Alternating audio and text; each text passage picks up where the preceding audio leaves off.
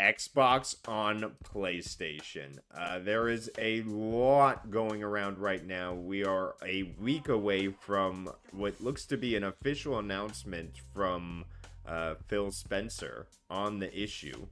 Um, I mean, this is pretty crazy news in terms of what's going on. This Xbox announcement.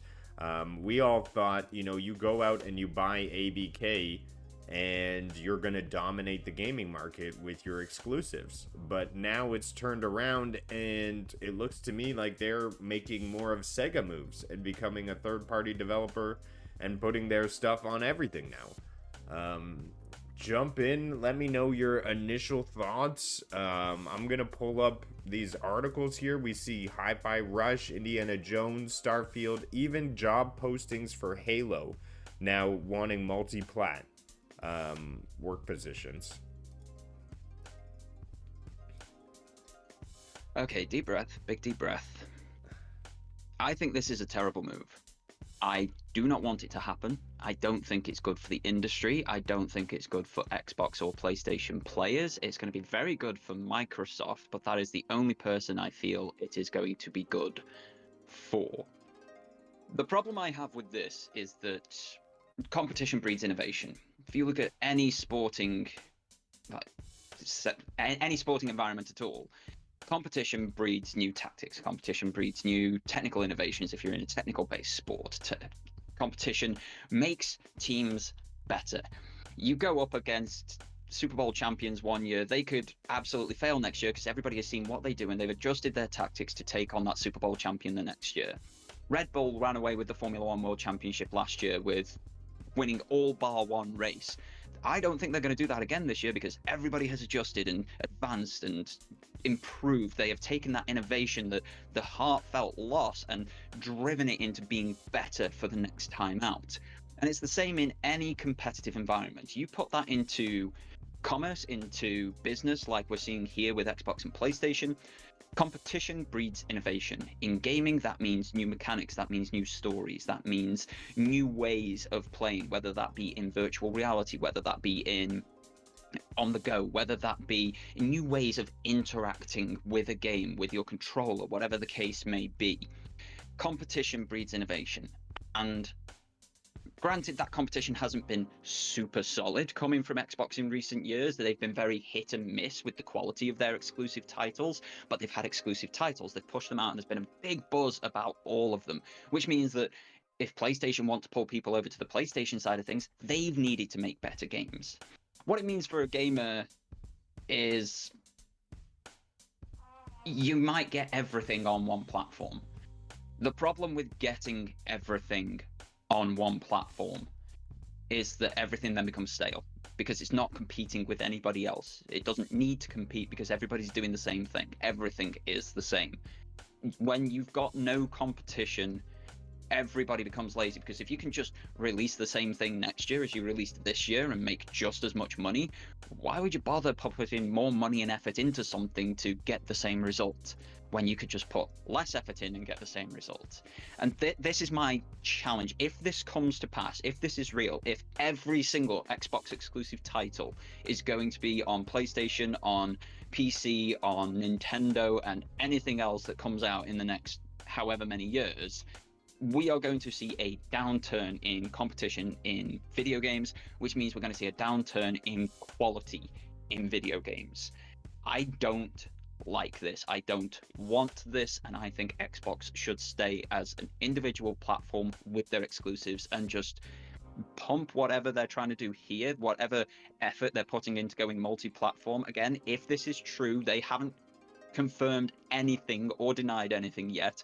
Everything says it's true. Everything points towards it. As you say, we've got job listings for 343 Industries saying they want multi-platform developers, but nothing is confirmed by Microsoft or Xbox yet. And I hope it isn't confirmed. I hope this is just rumor mill, and I don't want it to be true. I mean, it's true though, right? I know you hope you don't want it to be true, but I mean, the writing's on the wall. We see here job listings. Now, you may have the opinion that there won't be any more competition, But I still think there is competition out there in the water. I think Xbox was underselling after when they got into Xbox One. And he came out and said, we lost the console war. And having those consoles in homes didn't allow his exclusives to penetrate the market as they should. That's doing a disservice to all of the developers that are not on staff at Microsoft Gaming. And so I think to do right by them is to put all of these games and have them in as many stores as possible. It's a different strategy. When you're not winning, you change the game. If you can't beat them, you join them. It's pivot when you have to make your business survive. If that means they become a third-party publisher, I think that's the best move for them moving forward. Xbox may become a third-party box that you put under your TV, or they may just turn into a dongle and do something with NVIDIA. I can't tell the future or where that's going to go, but I think it'll be great for everyone working at Microsoft Gaming, because when they were trapped to only a small pool, now they have access to get their game. And let's be real, game is art. And I think when you have this distribution to more people and more people get to play your games, it brings more pride. Like the people at 343 Industry, they make good games. And get them out there, get more people playing them. It should be an available option for everybody. And I think in that world, money gets made, people enjoy games, and developers have pride in what they're doing and the audience they're able to reach. Now, the competition needs to exist. I will note that, because how do you get better if the person beside you is just on your team? You don't get better. And in that aspect, I really hope competition comes from Nintendo. I know it's not the same piece for piece. They're not even making the same genre of games. But as we see, they're making a Bayonetta. They're making a Splatoon. They're making things to sort of rival Nintendo. And I hope they kind of keep each other in check. Maybe the Switch 2, if that comes out in the upcoming years, will really push the envelope for gaming, and they'll start to come around. But in the end, it's a toy company. So no, I don't know if there's going to be competition anymore. And I hope Sony is just an entertainment company first and foremost. And their main drive is to bring these great entertainment experiences to the forefront and just keep building and evolving. And maybe they don't need competition. I don't know if I'm tricking myself or delusional about that, but I don't know, Dorgon. Yeah, I don't know. I just look at 2023. What happened last year with PlayStation? We got exactly one game, Nothing. and that game was a sequel to 2018, and it played very similarly. It had a little bit of expansion on what came before, but that was a game that they spent 200 million on to be great. Don't get me wrong, I really enjoyed that game, but it didn't set anything alight within me. It wasn't this new seminal experience. Now imagine that for Infinite and more, because it doesn't need to be. Where's the competition coming from? And what's the point of an Xbox third-party box? What's the point of an Xbox dongle to go into your television? It's exactly the same point I made about Stadia back in the day. If you've got a bit of hardware, if you've got a platform, and it's doing just the third-party stuff, it's doing the same as everybody else, but everybody else is doing that little bit more, why would you stay on the lesser platform, the one that gives you lesser options? That will kill the hardware side of Xbox. And if they do become a third-party publisher, then they've got to up their output quality. You look at what they've put out in the past 12 months. One game has been good, and that was Hi-Fi Rush all the way back in January in 2023. Post that, they've had Redfall, which was a commercial, critical, and everything flop. It was an awful title.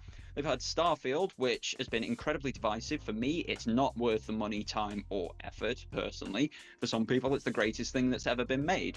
They had Forza Motorsport, which is still a buggy, horrible mess and doesn't properly work or even act like a Forza Motorsport. It's more of an arcade racer than a sim racer, which is not what the sim racing community of Forza wanted.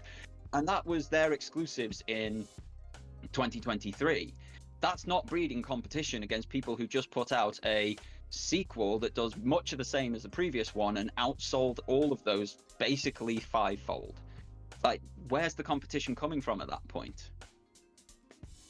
Nintendo? Hopefully. I mean, I think what we'll see is we'll just see them pushing forward with great entertainment products. They'll still be wanting to capitalize on the market. And I just hope they don't, shift too much to mobile, because we know PlayStation's going towards mobile. But I also think that today's games are a symptom of this work at home, the COVID experience that we all went through. People were working from home. They didn't know if they were going to survive the next year or what was happening. So they weren't heavy focused. At home is not a great place to sit down, work, and focus and push out an amazing game and a collaborative experience. I think we're still suffering from a lot of that outcome that hits games today. And I think that we're going to start to see maybe a better generation of game, because people are starting to return to the office, they're starting to meet together, collaborate, work as a group, they're able to check each other's stuff, and more work gets done in the hours that are charged. And that's what I think the difference between the last 5 years of game production and the next 5 years of game production will have. I disagree wholeheartedly. I don't think it's got anything to do with COVID at all. You look at the games that we're receiving. Let's look at Suicide Squad, Kill the Justice League. It came out last week.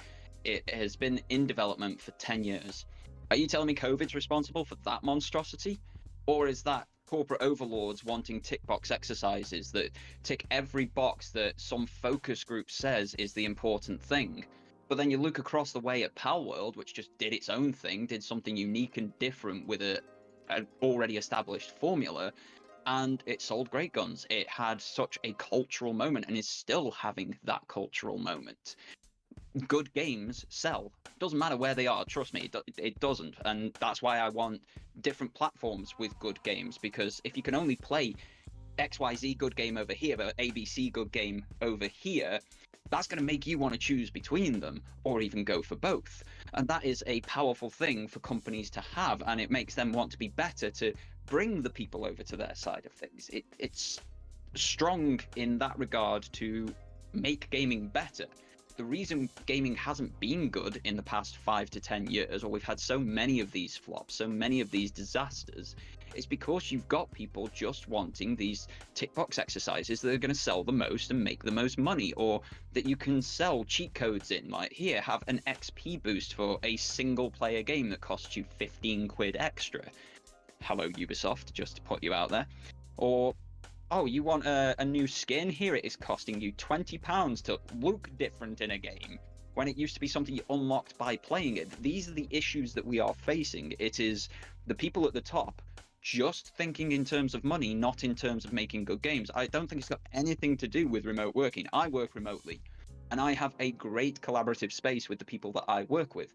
We do incredible work remotely. You look at what Bungie did remotely. They released The Witch Queen. They made and released that completely remotely. They still don't want to return to the office because their quality of life is better working remotely, and they're still incredibly collaborative. I don't think it's as simple as blaming it on a pandemic that lasted for 18 months for most of the year, for most of the world, because they actually have healthcare. I think there's a lot more involved in this, and I think a lot of it is people like Phil Spencer absolutely failing at their jobs. He's been in charge of Microsoft since the Xbox One was announced. They outed Dean Matic, or whatever his name was, I forgot, because he launched a VCR rather than a gaming console, brought in Phil Spencer to save the catastrophe that was that, and he's not moved the needle. In 10 years, he has not moved the needle for Xbox. That's not a developer problem. That's not a consumer problem. That is an Xbox problem. They have not made the software that would pull people over. The PlayStation 3 launch was catastrophic. It was awful. It was 2 times the price of the Xbox 360 with less games and a god-awful looking controller. And they managed to turn that round by putting out the best software possible. It's something that isn't happening with the Xbox exclusives. And them just putting these elsewhere, it's a betrayal and a stabbing back to anybody who's bought into the Xbox ecosystem this generation, because suddenly they're getting less content than everybody else at the same price. Are Microsoft going to refund all the people who bought an Xbox if they put all of the exclusives on other consoles? That's not happening, no. I don't think so. Of course it's not. No. Of course it's not. But they have been betrayed. They've been stabbed in the back, and their money has gone. But they're now in a position where they've got exponentially less options than anybody else playing, whether you're on PC, PlayStation, or Nintendo. It doesn't matter. Like, the Xbox they've undermined every bit of good faith that was left with them. And they built it quite well with Game Pass. Game Pass had been their get out of jail free card. It was what saved them from that Xbox One catastrophe. Because suddenly you could pay a monthly subscription and get access to hundreds of games. Don't get me wrong, it's a scam on the end of things, because most people play one game at a time, and most of those games you're playing for longer than it would cost to actually just buy it outright. But it brought them huge good favor, and they've just gone and undermined that by not talking about it for another week. You've got everybody like us coming out speculating about it, and yes, for PlayStation players who've never got to play these games, it's going to be great to be able to play them. Do not get me wrong, I think playing Halo on this controller is going to be an exponentially better experience. I will grind through that entire series once more. I think for games like Sea of Thieves, which are a live service title and good fun, it's going to be great because it'll be a population explosion for that game. Currently, it being locked on Xbox and PC means there aren't that many people playing. Add in your 50 million PS5 players and adding your 132 million Switch players, suddenly you've got a much bigger population to play with. It's going to be great for that. It'll be great for the more AA titles like Hi-Fi Rush. They'll be bought, they'll be played, they'll be really enjoyed, especially with the critical and commercial success they had on the single platform. But I don't know. I don't want it. I like these lines in the road and everybody competing. It makes the industry better. When we lost Sega, we lost quality titles for a long while. It took Xbox coming in to shake that up and bring that competition back and force everybody to improve. If they now go multi-plat like Sega did, what hope is there for us gamers? The future is not promised for anyone, especially not for Xbox console holders right now. It's definitely scary times. I don't know where we're going to be in a week. But the writing seems to be that Xbox is turning into Sega. That would be my final prediction on this. And that's what I see happening, unfortunately. I think another American console will sprout out, though, now that you say that.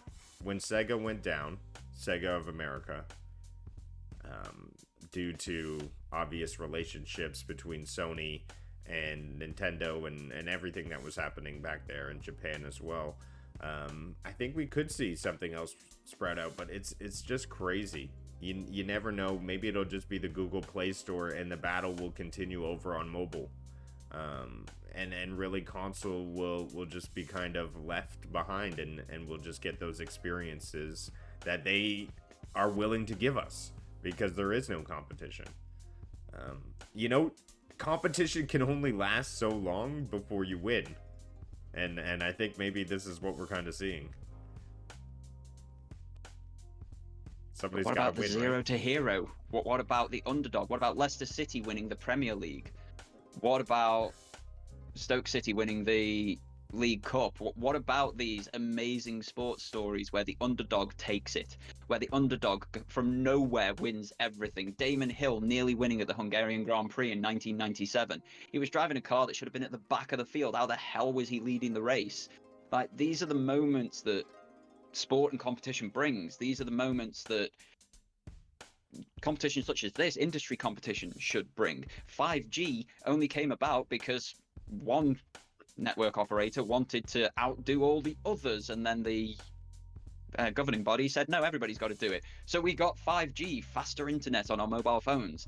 This is how industries operate. Like, we can't just have winners and losers. You have to pick yourself up, dust yourself off, and get back in the ring and fight again. The Rocky movies would be really boring if Rocky gave up after going down first time. We've got so many examples of this, but we should probably see what chat are saying, because it's been going. It's been aggressive, and I thanks so much for everybody hanging out. That's a good idea. Why don't we go through chat? I think you've heard a lot about our voices on this. Thanks, Dorgon. let me just scroll up here and see what we got. Purple. We see there will be companies. There will be competition. Microsoft going to get more money from PS and Nintendo to fund Game Pass and AAA titles. But that's what Sanchez Gaming. But if the AAA titles are available on every platform, I mean, what's the point of signing up for Game Pass? I mean, if I could just purchase the games outright and not a subscription, if I'm gonna, I don't know. I don't know if Game Pass will be their shining light to stay alive as a service on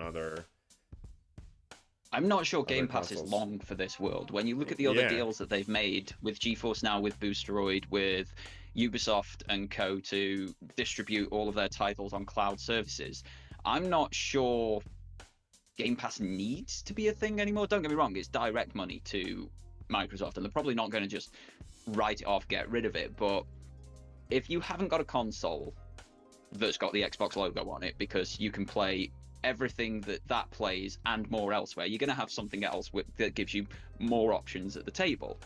Most of those options will not allow Game Pass on. Both Nintendo and Sony have said Game Pass will never be on our systems. So those ones you can't get. PC's already got Game Pass, and it's basically at complete adoption already. Anybody who's going to have Game Pass on a PC has Game Pass on a PC.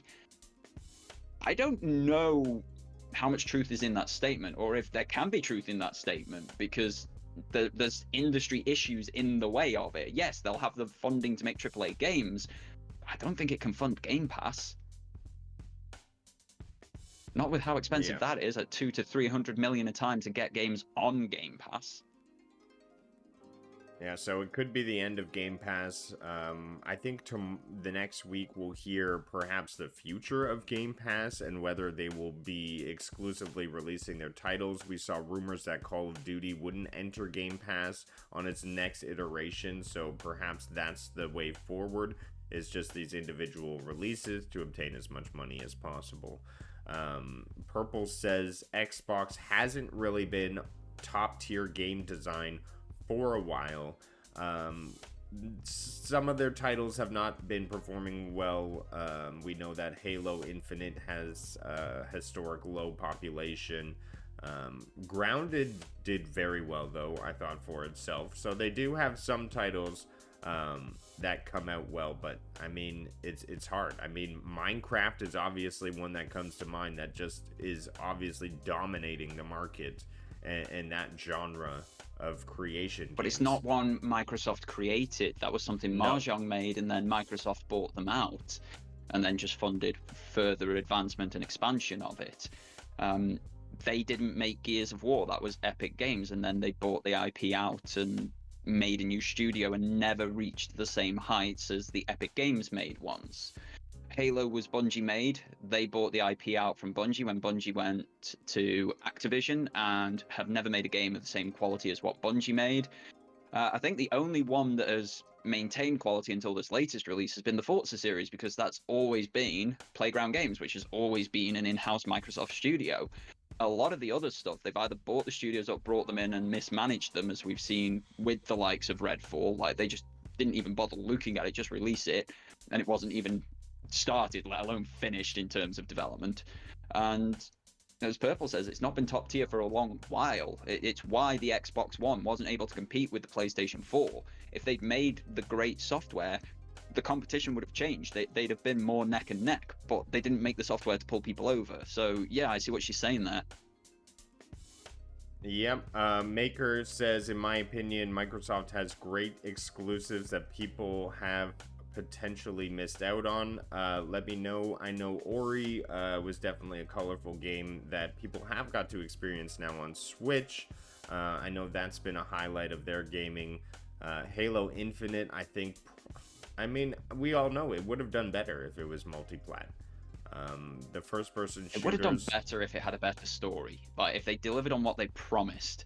And this was the issue. Many Halo players, they don't just play it for the multiplayer. The multiplayer is great, by the way, now. If you go and play Halo Infinite multiplayer, it's fantastic. Highly recommend. But it took them 2 years to get to that point after it was launched. It was bare bones and barren when it launched. That was with a year's additional delay. So Like, yeah, Sanchez same says, situation. I'm fine with Xbox games coming to PlayStation, but they saying it'll be timed, not day one release on PlayStation. That may be a way to go about it. That would absolutely allow them to maintain some sort of exclusivity, some sort of competition, and still double dip. Allow their developers to make money still and maintain a great pool of gamers. I think honestly that's the best way to move forward, and that's what I kind of hope for. I'm sure Dorgon is probably hoping for that as well. They maintain exclusivity, but we're going to see a 6-month release window therefore after on first party games. I'd like to see it longer. 12 months, 2 years. I'd like to see it longer. I want to see that competition. Come on. Longer. Give it longer. It doesn't need to come in a year. Like, you've got to have that exclusive reason to be on that platform. That's got to be a better platform to be on. And yes, they can have a cloud platform, but that's only available in 24 countries. There's 195 countries in the world. So they do still need that hardware. You've got to give people a reason to have that hardware. So if that's the way they're going, it's going to be a timed exclusivity deal, which, okay, I'm more on board with that one. Got to give it 2 years. I do agree with Sanchez. I think selling your Xbox is a bit premature. Wait to hear the news. Although people may be wanting to get as high value for it as possible, thinking that the value for sell the it Xbox now before may it tanks in value next week. Sega didn't spend $69 billion on the studio. No, they did not. And if they did back in the early or late 90s, they probably wouldn't have been doing so well. Phoenix brings up a good point, backing me up. Yeah. Brawn GP, yeah, a team that had no engine, no sponsors, was bought out for £1. £1, a Formula One team. Like, the wing that goes on the car costs $3 million more than that, and they won the world championship. The only team in history to have a 100% win record of drivers and world championships. Like, brilliant. Yeah, she's 100%. Pick yourself up, get back in the ring. They're now the Mercedes F1 team, one of the most formidable there's ever been. Thanks for backing me up there, Miss Phoenix. I appreciate that one. Ninja backs you up too. He says, I'm going to steal Dorgon's speech and become famous. So... Don't worry, I'm cutting it out of this afterwards, editing some stuff over, and yeah, it's going out on my channel too. We have some more comments. I would pay for Dorgon Reforged Gaming debate. Maker of Chaos says a Flight Sim, Forza, Psychonauts are all phenomenal games. Flight Sim is a good shout for sure. It runs terribly on console, though, my understanding is. It's a PC game, first and foremost, though. Yeah, you want a PC for Flight Sim, and you want all the sticks and stones and you all the stuff. Levers. Yeah. You want Mr. Mobile's setup. He's got everything. Like, he flies an X-Wing and what have you there. That's what you want. He also brings up Gears 5. Gears 5 is a good show. I've been playing it. It's not bad. It's fun. It's not a patch on the original trilogy. Yeah. The original trilogy, the moment... I still remember the moment when the freaking guy died. It's sad. And I'm like, why are video games making me sad? That was a turning point for me. But that, I believe, wraps it up. I believe a lot of people had some things to say. Hopefully we got to all your comments. But yeah, it's crazy to hear all this news be in front of the rumors. But we are going to find out more next week directly from the horse's mouth. Phil Spencer.